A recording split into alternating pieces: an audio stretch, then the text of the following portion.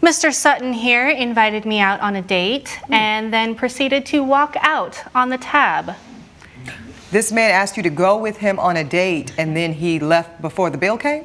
Yes, ma'am. Tell me more. Let's start with, how did y'all meet? How do you know this man? So, I'm a social media influencer, and Mr. Sutton, the defendant, came on my page. He slid into your DMs? Yes, okay. Essentially. And we were discussing and we were talking for a couple weeks, and we were just chatting over the phone. And he originally asked me out on a couple dates, first one being coffee and the second one being ice cream. So those dates took place? No, ma'am. Oh. I don't drink coffee, first off. And secondly, I'm lactose intolerant, so we did not do coffee, nor did we did ice cream. So you declined those dates? Yes, Your Honor. Okay, continue, ma'am. Well, after we had continued talking, he shortly after decided to ask me out on a date.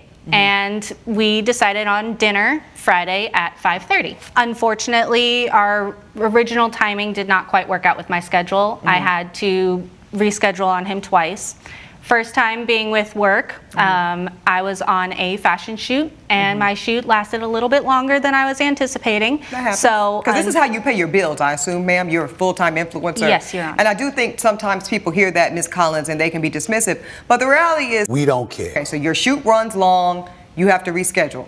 Yes, that was the first one. Second, I ended up having to reschedule on him a second time because my father did fall ill, and he lives.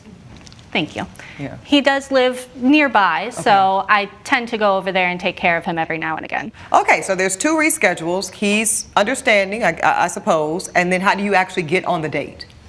Well, eventually our schedules ended up working out, and we were able to make it on time. Great. So we scheduled for 5:30 on a Friday, and I was a little bit late. How late, ma'am? We scheduled for 5:30. I showed up at 6:15. 45 minutes late. Mr. Sutton, I promise you I did not fail math. Thank you, sir. I appreciate that. Okay, 45 minutes late, ma'am. That's not a little. Go ahead. I got stuck in traffic. Ma'am. Buckle up, guys. Today we are going to unpack how a casual DM turned into a courtroom story. This opening segment sets the scene. Two strangers, dozens of text messages, and mounting expectations. She frames herself as a busy influencer. He looks like an eager, hopeful suitor. Two canceled dates create early tension and plant doubt about sincerity on both sides. You can already feel the friction. Commitments, timing, and credibility quietly collide. The groundwork here explains why a simple date escalates into drama. Watch for small details, reschedules, and assumptions that later become ammunition. That build-up makes the eventual confrontation inevitable and fascinating. That was when our date proceeded. And how was his energy when you showed up 45 minutes late? Because this is the first time y'all are seeing each other in person, correct? Yes. Okay. So you can see that doesn't make like a great impression. So to the extent he was excited to see and meet you finally, that might be compromised after 45 minutes of waiting on someone? Yes, ma'am. Okay. All right, but you get there. How was it? Very, very small chit-chat, just pleasantries in regards to when I show up. And I'm a little frantic because I know that I'm running late, so... Were you apologetic, ma'am? Of course. Okay. Yes. So sitting down, the waiter originally comes over, and I go ahead and I order myself a margarita because they're my favorite. And I have not eaten all that day, so I'm starving. So I originally go ahead with my margarita, order a calamari as well. Okay. And did you ask him if he wanted anything to eat, ma'am? No, I'm just, because we're getting your order in, but... Well, I assumed that he would have ordered something if he wanted anything. So the answer is no. No, I did not At this point, ask. you just ordered your margarita and your calamari. Okay. Yes, he had a drink already. Okay. Well, I would hope so if he was sitting there waiting for you for 65 minutes. That's my rule. And then do you proceed to order more food? Yes. Okay. What did you order, ma'am? Well, after I finished the original appetizer, I went ahead and I ordered another drink. And also a margarita? Yes. Because I just want a visual. Okay, go ahead. Yes. And I don't really like to drink on an empty stomach, so I not only had the calamari, but I also had the fried alligator. All right, guys, now we get to the moment everyone loves, the arrival in the scoreboard. She shows up 45 minutes late, and the energy in the room changes instantly. Instead of an apology, we see awkward pleasantries and a defensive tone from both parties. He's visibly annoyed. She orders a cocktail and an appetizer, a choice that speaks volumes. This segment is a microcosm of modern dating, mismatched expectations, and social theater. Her late arrival is the spark, his silence and restraint are the tinder. Small actions, a margarita, a plate of calamari, now carry outsized meaning. That tension ripples into everything that follows and explains his growing unease. It's a perfect slice of how first impressions can derail an evening. And Now, was that just still a starter, or have we gotten to your entree yet? no, that was just the starter. Okay, let's go. What did you get for your entree, ma'am? I got a salmon. Okay, so you had the calamari, you had the fried alligator, you've had 2 margaritas at this point, and now you've got a plate of salmon? Yes. Okay, and did you get any more cocktails? I did get one more cocktail. Okay, so you had with my 3 dinner. drinks. Okay. Do you have an itemized bill that the court can look at, ma'am, and see? Yes, Your Honor. Okay, thank you. Go ahead and proffer that to my bailiff. just have everything, I'll take the entire everything. folder? And while you are doing that, you know what they say about stories, there's 2 sides. Let me get to you, Mr. Sutton. Thank you for your patience here, sir. Let's get to what you can corroborate. You meet this woman on social media, she's very beautiful. You slide in her DMs, you start communicating. Yes, Your Honor. You find out that she's a social media influencer professionally, bada bing, bada boom, somebody's number is exchanged, y'all start talking on the phone. Yes. At what point, sir, do you decide, I am interested enough to take her on an in-person date? Well, I was interested very early on. I asked her out 2 times. Both times she turned me down. So then, after 2 cancellations, and did you believe those cancellations? To be completely honest, You better be, you're sworn in. Yes. Yeah. No, the first scenario, the modeling, I don't know much about it. I think she could have taken maybe 10 or 15 seconds just to send me something. She told me like 10 minutes before our date. I've already driven there. That was very upsetting to me. Okay, you left that part out. Okay, go ahead. Yes, and then as far as the second incident is With her father's illness. Yes, I wanted to give her the benefit of the doubt. No, I understand. The court agrees with that. Yes. Okay, so for finally, Yes.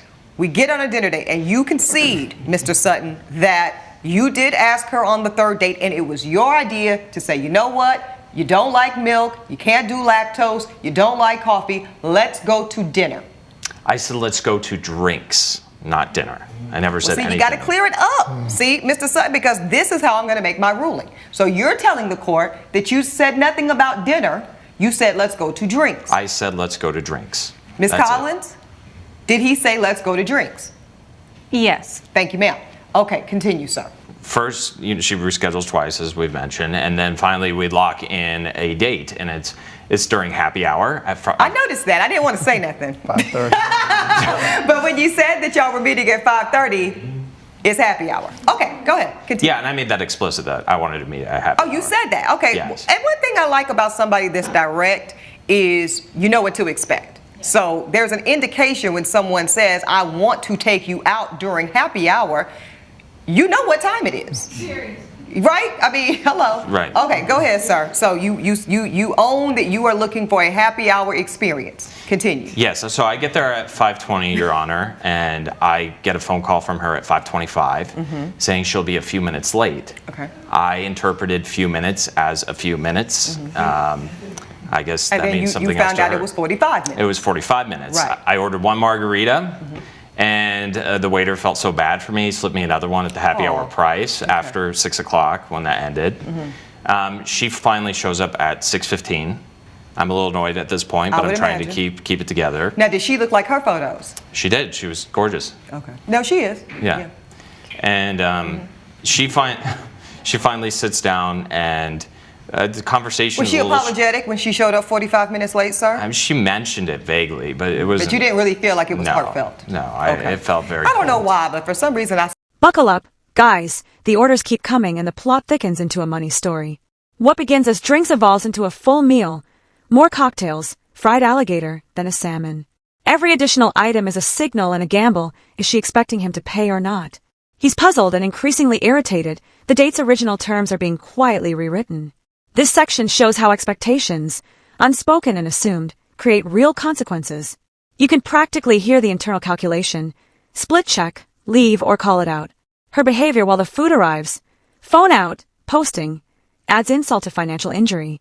This is where personal boundaries and public performance collide in uncomfortable ways. It's a textbook escalation from social miscommunication to perceived betrayal. Down, she orders herself a drink. Yes. Well, she orders herself more than a drink. She orders a calamari as well. We have a very, very brief conversation. Well, let's back up. Yes. When she orders the cocktail and the calamari together, I presume. Yes. Were you surprised because your offer was drinks? Of course, yes. I was very surprised. I wasn't hungry. I ate beforehand.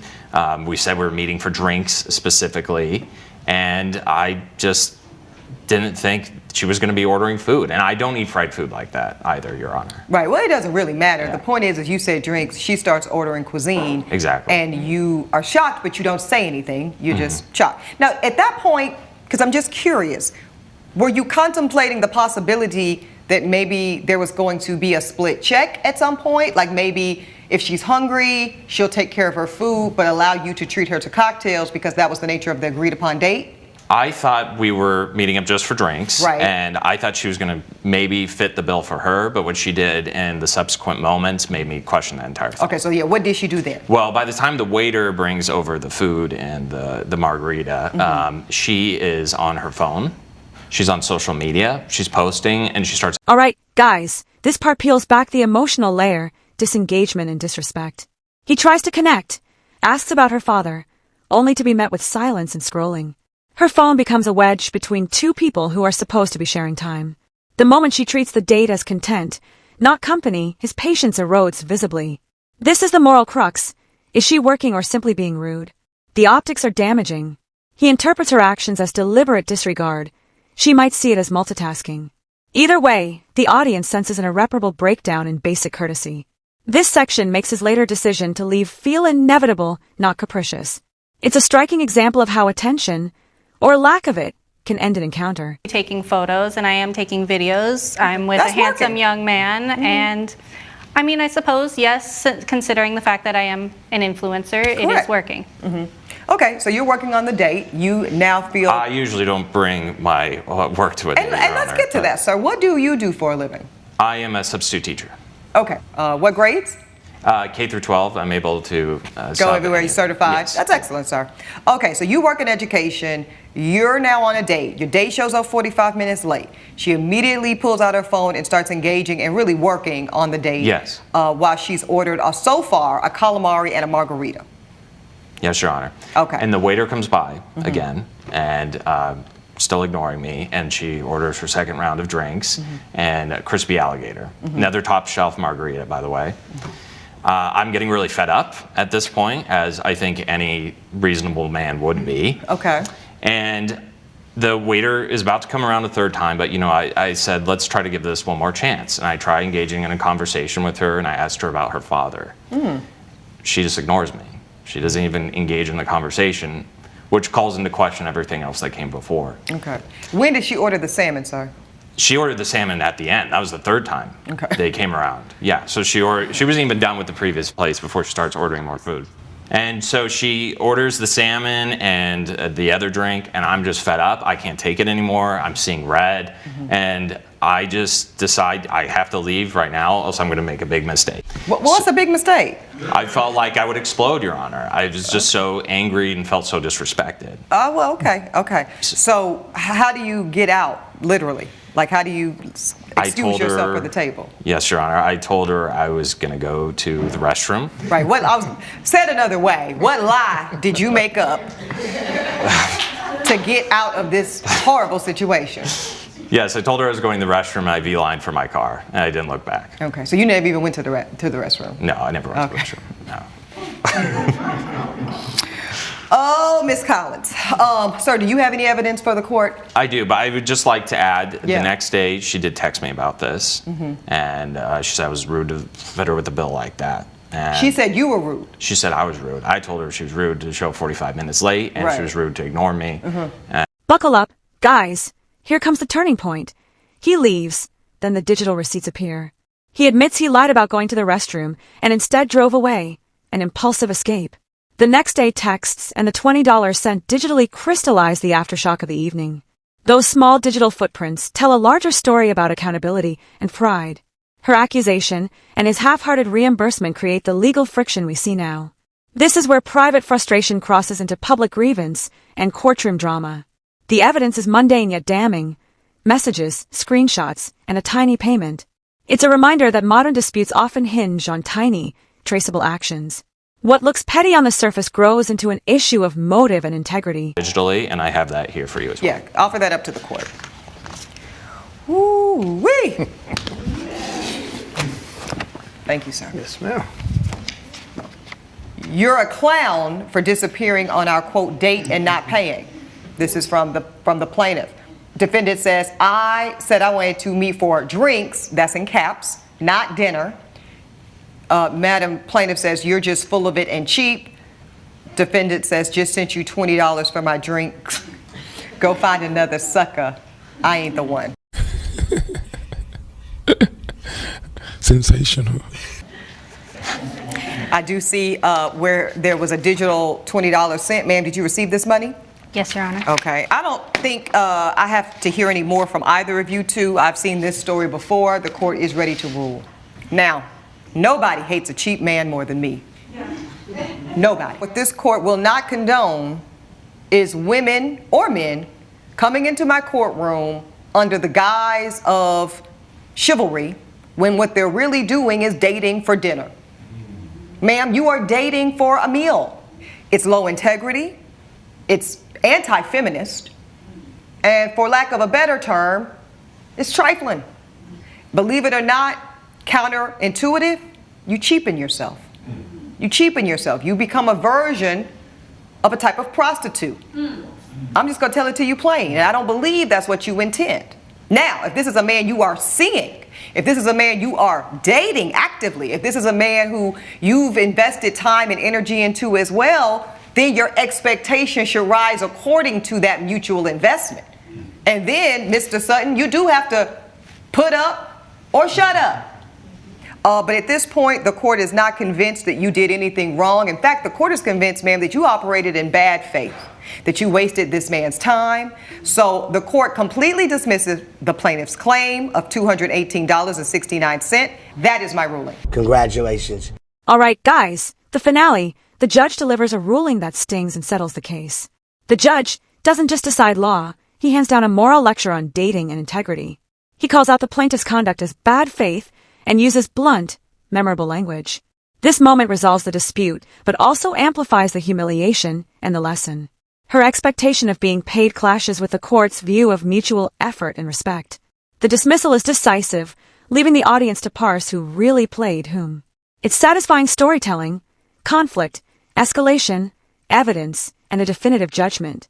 You leave with clear takeaways about expectations, respect, and modern courtship. The ruling closes the loop and turns an awkward date into a cautionary tale.